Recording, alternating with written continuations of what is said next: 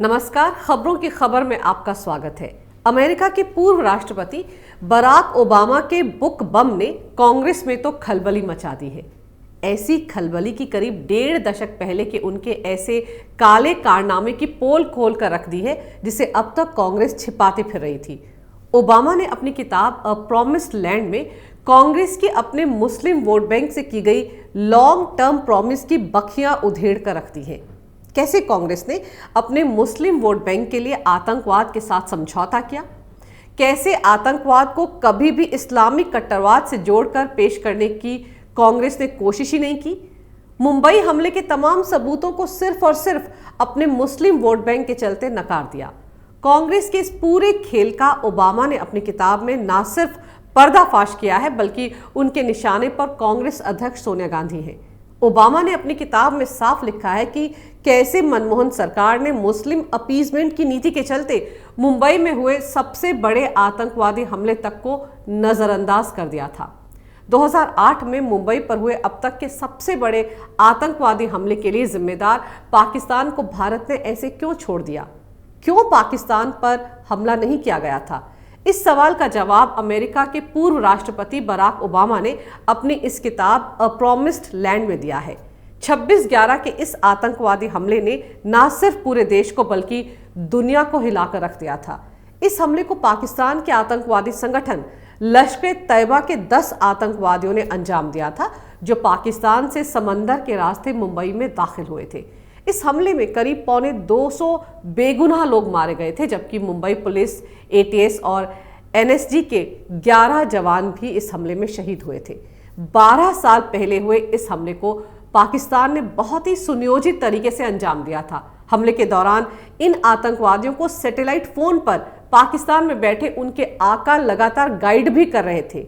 हमले के तुरंत बाद भारतीय खुफिया एजेंसियों को इस बात के पुख्ता सबूत मिल गए थे कि इस हमले के पीछे पाकिस्तान की फौज और वहां की खुफिया एजेंसी ISI का भी हाथ था। इस पुख्ता जानकारी के पीछे हमले में जिंदा पकड़े गए एकमात्र आतंकवादी अजमल कसाब की तरफ से दिया गया इकबालिया बयान, कराची के कंट्रोल रूम में बैठे लश्कर-ए-तैयबा के आदमी और मुंबई हमलावरों के बीच पकड़ी गई कई घंटों की बातचीत थी। इतने सारे सबूत मिलने के बाद जहां पूरा देश पाकिस्तान से बदला लेने की आग में जल रहा था, वहीं उस वक्त की मनमोहन सरकार ने पाकिस्तान के खिलाफ किसी भी तरह की सैन्य कार्रवाई से साफ इनकार कर दिया था। तब हर तरफ मनमोहन सरकार के इस लचीले रवैये पर कई सवाल उठे थे। क्यों पाकिस्तान की इस बड़ी हिमाकत को भारत ने नजरअंदाज कर दिया? अब करीब 12 साल गुजर जाने के बाद अमेरिका के राष्ट्रपति बराक ओबामा ने अपनी किताब में इस सवाल का जो जवाब दिया है वो वाकई बेहद चौंकाने वाला है। उन्होंने लिखा है कि मुंबई हमले के बाद मनमोहन सिंह बहुत डर गए थे। डर इस वजह से नहीं था कि पाकिस्तान भी भारत की तरफ से की गई किसी भी कार्रवाई का पलट कर जवाब दे सकता है, बल्कि डर इस वजह से था कि अगर भारत इस तरह की कार्रवाई को अंजाम देता है तो कहीं कांग्रेस का मुस्लिम वोट बैंक उसके हाथ से खिसक ना जाए और इस बात का फायदा कहीं कुछ महीने बाद होने वाले लोकसभा चुनाव में बीजेपी ना उठा ले। जी हां, सही सुना आपने। बराक ओबामा ने अपनी किताब में लिखा है कि सोनिया गांधी, जो कि उस वक्त यूपीए की चेयरपर्सन थी, उन्हें ये कतई गवारा नहीं था कि इस आतंकवादी हमले को इस्लामिक कट्टरवाद और पाकिस्तान के साथ जोड़कर पेश किया जाए। सोनिया गांधी पाकिस्तान पर किसी भी तरह की कार्रवाई करने के पक्ष में नहीं थी। उन्हें डर था कि ऐसा करने से कांग्रेस अपने मुस्लिम वोट बैंक से हाथ धो बैठेगी और इसका सीधा सीधा फायदा बीजेपी को होगा। बीजेपी तो हमेशा से ही कहती आ रही थी कि पाकिस्तान आतंकवाद की फैक्ट्री है और वो इसी आतंकवाद की आड़ में भारत के खिलाफ प्रॉक्सी वॉर चला रहा है। ऐसे में पाकिस्तान पर हमले की सूरत में बीजेपी अपनी इसी बात को और जोरदार तरीके से उठाती तो कांग्रेस को लोकसभा चुनाव में भारी नुकसान उठाना पड़ता, क्योंकि 2009 में लोकसभा के चुनाव सिर पर थे।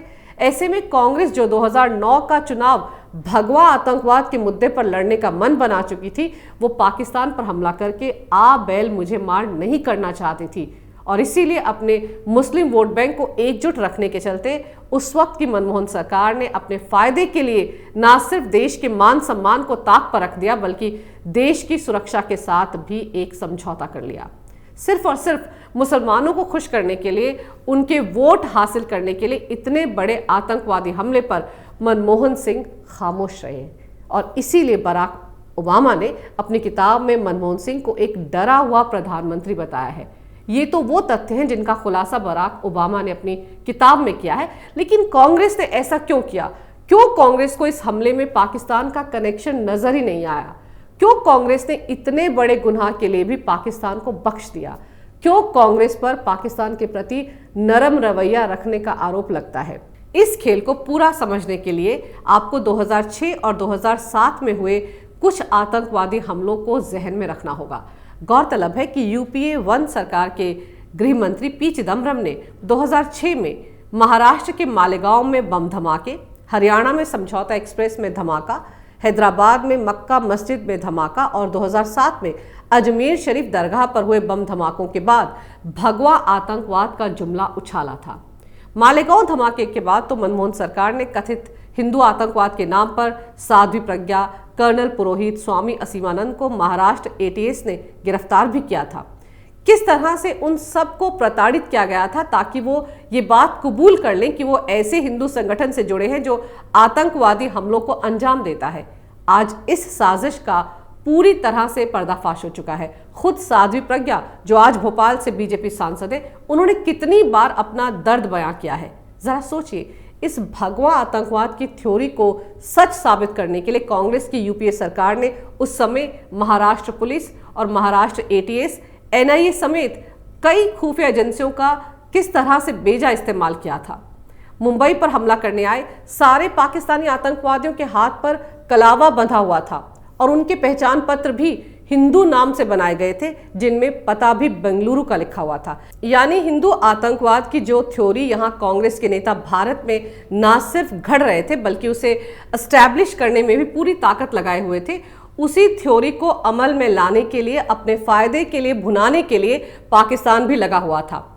पाकिस्तान ने जिन 10 आतंकवादियों को भारत में भेजा था वो सारे के सारे हिंदू पहचान पत्र के साथ, हिंदू नामों के साथ भारत में दाखिल हुए थे। यानी अगर अजमल कसाब जिंदा ना पकड़ा जाता तो शायद पाकिस्तान दुनिया में ये साबित करने में कामयाब हो जाता कि मुंबई हमले को हिंदुस्तान के भगवा आतंकवादियों ने ही अंजाम दिया है। तो जो भगवा आतंकवाद की थ्योरी सबसे पहले चिदम्बरम ने उछाली थी वो सच साबित हो जाती। वो तो भला हो शहीद तुकाराम ओमले का, जिन्होंने अपनी जान की बाजी लगाकर कसाब को जिंदा पकड़ लिया था। ऐसे में मुंबई पर आतंकवादी हमले के बाद पाकिस्तान पर हमला करने से तो आतंकवाद के धर्म और मजहब पर खुद ब खुद मोहर लग जाती और यही कांग्रेस नहीं चाहती थी।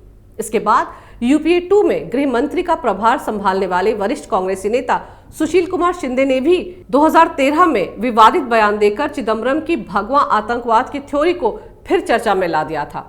उन्होंने बीजेपी और आरएसएस पर भगवा आतंकवाद फैलाने के लिए आतंकवादी प्रशिक्षण शिविर चलाने का आरोप भी मढ़ दिया था।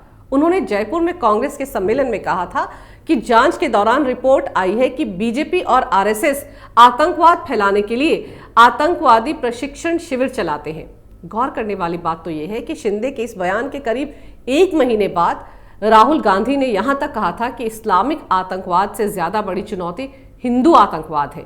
मजेदार तो यह है कि 26/11 के मुंबई आतंकवादी हमले को भगवा आतंकवाद से जोड़ने की सारी साजिश भी हो चुकी थी और इसके लिए विवादित पत्रकार अजीज बर्नी ने तो बाकायदा 26/11 आरएसएस की साजिश इस शीर्षक से एक किताब तक लिख डाली थी। और मुसलमानों को खुश करने के लिए कांग्रेस के वरिष्ठ नेता दिग्विजय सिंह ने तो 4 कदम आगे बढ़कर इस किताब का विमोचन भी कर दिया था। हैरानी की बात यह है कि कांग्रेस की सरकार के वक्त इस तरह की पुस्तकें लिखी गईं और उनका विमोचन तक कांग्रेसी नेताओं ने किया, जबकि उस समय अमेरिका तक ये बता रहा था कि मुंबई हमले में शामिल आतंकवादी पाकिस्तान से आए हैं। बस कांग्रेस के केंद्र में काबिज मनमोहन सरकार को ये ना दिख रहा था ना समझ में आ रहा था। और अगर आज कांग्रेस की उस वक्त की हिंदू आतंकवाद की थ्योरी और अमेरिकी पूर्व राष्ट्रपति बराक ओबामा की किताब में लिखे गए तथ्यों को आप जोड़ेंगे तो समझ में आ जाएगा कि कांग्रेस को पाकिस्तान से इतना प्रेम क्यों है। क्यों कांग्रेस ने पुलवामा आतंकवादी हमले पर पाकिस्तान का बचाव करते हुए बीजेपी पर ही इस हमले को अंजाम देने का आरोप मढ़ दिया था। सर्जिकल स्ट्राइक पर कांग्रेस ने ही सवाल क्यों उठाए थे। क्यों बालाकोट हवाई हमले के बाद सबसे ज्यादा कांग्रेसी परेशान थी। सीएए के मुद्दे को लेकर क्यों कांग्रेस ने हिंदुस्तानी मुसलमानों को बरगलाया? क्यों एनआरसी के मुद्दे पर मुसलमानों को डिटेंशन कैंप में बंद करने के नाम पर डराया और धमकाया? और जम्मू कश्मीर से आर्टिकल 370 हटने के बाद कांग्रेस के नेताओं और पाकिस्तान के नेताओं की जुबान एक जैसी थी। क्यों यहां जो कुछ राहुल ने बोला वही बात इमरान खान ने यूएन में जाकर बोली? आज भी क्यों कांग्रेस कश्मीर में आर्टिकल 370 बहाल करने के लिए बने विवादित गुपकर गैंग का हिस्सा है? पाकिस्तान के नेताओं और कांग्रेस के नेताओं की जुबान एक ही है, ये महज इत्तेफाक नहीं हो सकता। आज ओबामा की किताब ने कांग्रेस को पूरी तरह से आतंकवाद के साथ समझौता करने वाली पार्टी करार दे दिया है और ये तोहमत अब तो बाकायदा सबूतों के साथ लगाई गई है। यही नहीं, इस किताब में राहुल गांधी के आईक्यू लेवल और मनमोहन सिंह को प्रधानमंत्री बनाने के पीछे सोनिया गांधी की कूटनीतिक मंशा का भी खुलासा किया गया है। जाहिर है ओबामा ने पूरी कांग्रेस को एक ऐसा आईना दिखाया है कि वो चाहकर भी इन तथ्यों को नकार नहीं पाएगी। अब भले ही कांग्रेसी ओबामा पर एफआईआर दर्ज करने के लिए कोर्ट का दरवाजा खटखटा रहे हो, लेकिन सच सामने आ चुका है, क्योंकि सच को ना छिपाया जा सकता है ना परास्त किया जा सकता है। अगर आपको मेरा ये वीडियो अच्छा लगे तो कृपया इसे लाइक करें, शेयर करें और हमारे चैनल को सब्सक्राइब जरूर करें। देखते रहिए कैपिटल टीवी। अगर आपको हमारा वीडियो पसंद आया हो तो इसे लाइक करें, हमारे चैनल को सब्सक्राइब करें और हाँ, बेल आइकन दबाना ना भूलें ताकि आप तक हमारे वीडियो की नोटिफिकेशन पहुंचती रहे। आप अपना सुझाव हमें कमेंट बॉक्स में दे सकते हैं। हमारे साथ जुड़ने के लिए शुक्रिया।